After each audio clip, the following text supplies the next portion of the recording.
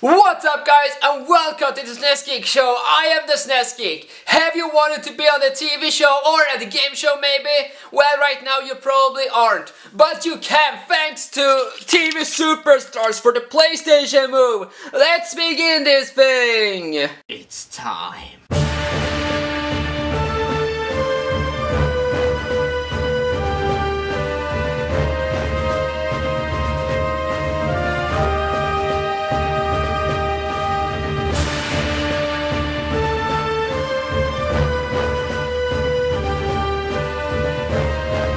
I'm back. So, it's a minigame collection, but quite a unique one. You aren't just placed in a random menu with minigames to choose. You begin by creating an avatar with the PlayStation Move camera. A nice idea in theory, but as you will soon see, it's really nothing celebrating. They look horrendous! They made a cartoon body on a realistic face. Why not as a cartoon? Was it really that hard? Something else that's really hard to create is the face for your player character. You have to place the eyes in this frame and then push the move button. I tried to make a prototype of Yu-Gi-Oh! Yu-Gi-Moto as an avatar, but I simply gave up. I couldn't place him in frame, so I went with my own creation, but thankfully Mona Lisa would be proud. Now it's time to move on to the actual gameplay itself.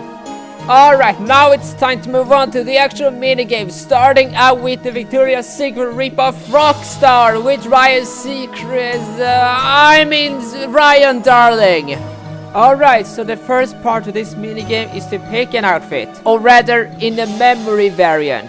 Make sure to be as accurate as possible to the preference and you'll get lots of points, because that's the one main thing you're competing with. Although it's really just to gain a high score. But hey, better this than discounts, am I right? It is a reading game, sort of. It's more of a timing game. You have to follow this dot and then sketch with the move controller along this predetermined path. But this dot is actually pretty kind of hard to actually judge the timing of it all. But is this really what you think about when thinking about fashion? Moving a controller? How about something else? Maybe use the buttons? Yeah, sure, it wouldn't really make much sense to be on a controller, but neither did this variant on this type of minigame. Not to mention, I suck at this one. I could hardly hit any of the notes. The only one that I was actually able to set were like 2 out of 100 or however it may end up being. Basically, this is not really a good game. Overall, I just suck at it, or there's just something wrong with how the game was actually programmed. Let's move on to the next one. And guess what? Not even the fake French accent on Ryan Darling could save this one. Overall, not that great. Let's move on to the next one. Alright, next on the list, it's Let's Get Physical. And you know one of these TV shows when the celebrity in question is supposed to throw themselves through a foam wall resembling a shape? Well, that's this minigame, except with the PlayStation Move. I gotta say this, it works a lot better than the previous one, because it actually does evolve some of the functionality of the move itself. The first part is that you need to shake the controller in order to make this wheel spin, and then you have to time the jump as many times as possible to get a good grade. Although, if you fail with the timing, you will fall to your death. Or in this case, water. It works well enough, the controls are responsive, overall this first bit is passable. Sure, not the most ideal, but it's a lot better than the previous one. No, it is really at the second part where the core mechanic of this minigame really kicks in. You have to twist the controller in any shape or form in order to fit through these holes in this wall as well as possible. Firstly, you have to position yourself at this catapult and then hold down the button and then release. And then you will be on your merry way into this wall. The closer you are to these holes, the more points or rather percentage you get. And the more points you earn at the end. This lasts for about 3 rounds and each and every round increases the amount as well as the shape. Eventually ending with a big boss fight. As for the host, well, it's this guy. He's okay, he doesn't have much of a personality except for being a cheerful host, but at least he's not an asshole towards you, which plenty of other hosts in these minigame compilations have been in the past. And by the way, in this boss fight you are not really doing anything but to do the exact same thing. Just aim yourself at these holes and be as closely as possible to the actual shape. Do I think it's a bad idea? Well, not really. Like I said, this game utilizes the move capabilities more than the previous game actually did. And it's a lot more fun and more engaging than the last. So overall, this one is a major step up from the first one. So now I think it's about time that we move on to the third minigame of the lot. Okay, so this next one, it's just an extremely mixed bag. While it technically do more functionality than the fashion one, this is an absolutely way harder minigame.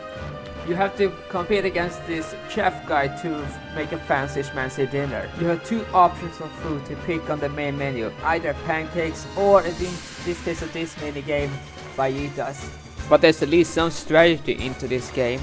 You have to do multiple tasks at once, including putting on oil on the stove, frying the chicken itself, cut up greens. It's honestly not as awful as the first game, although it's just like I said, extremely difficult to do all of them at once. But hey, at least you're not competing against him, you are competing against the clock, so forget what I said about you competing against him. But now I think it's about time I actually talked about the aesthetics and the graphics of this game.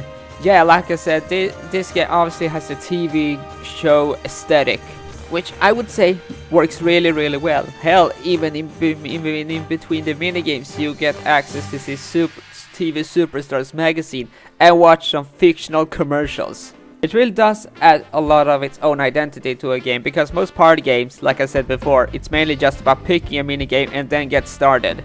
But no, this game uses an entire TV show aesthetic to make it seem less like a game and more like an experience. But of course, these 3D models doesn't really fit well for most people, and that is what it was criticized a lot for. Because for some people, this was the uncanny valley. Basically, the uncanny valley is something that an individual person sees and think it just looks off when others don't.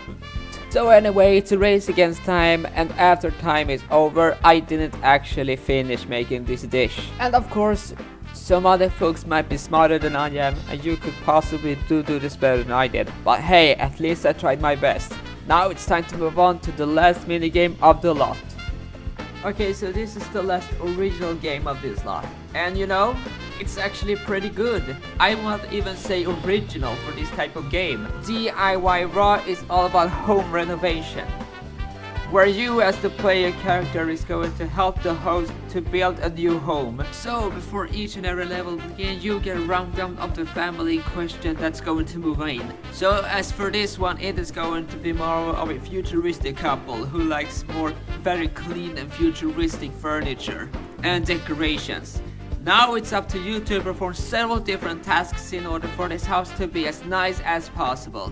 So there are several segments to this one. The first is to cut a bunch of wooden boards to place on this space, to place the refrigerator. So much like I told you, have to wave your hands back and forth in order to cut the boards with your saw. You have to finish as many as possible within the time limit. The controller does a job fairly well at this point, although like I said, I wasn't able to finish, and so I was really only able to place 2 boards down, which the host made a remark about. Something she makes at every point in this entire collection. The next part, within a few seconds of intervals each, is to use spray paint in order to spray a shape, which is then going to be placed on tiles to set up on the wall. You have to do this within seconds in between each, so you have to be quick about it, because the more you spray, the more points you will get whenever it's time to set them up. And the time is actually pretty strict. You can't just goof around, you have to be as quick as you possibly can be. So after the spray paint has been done, it is now time to set everything up on the wall, which actually a pretty clever minigame, as you actually have to memorize the entire pattern that you just set up. And given that there's only like a few seconds for you to look it up, yeah, it's not going to be the easiest. And it works as follows. You have to basically twist and turn the move controller in order to rotate one of the pieces to set them up. And like I said, with a strict time limit, you can't just goof around or to simply just waste time. You have to be on the move constantly. You will also get remarks from the hostess itself. So yeah, there is the margin of error in this, or at least not as much. But sadly though, I didn't really do well at this part, as I simply ended up doing it really poorly. Yeah, this family is not going to have it really fun, do they? Next up, you have to place out furniture. It's pretty self-explanatory. You have to do it while the entire menu is speeding up. And this is where it gets difficult. If the demo is just static, it would be just way too easy. But no, they actually do make it somewhat challenging, as you have to use your eyes in order to estimate what furniture they want to have in this apartment.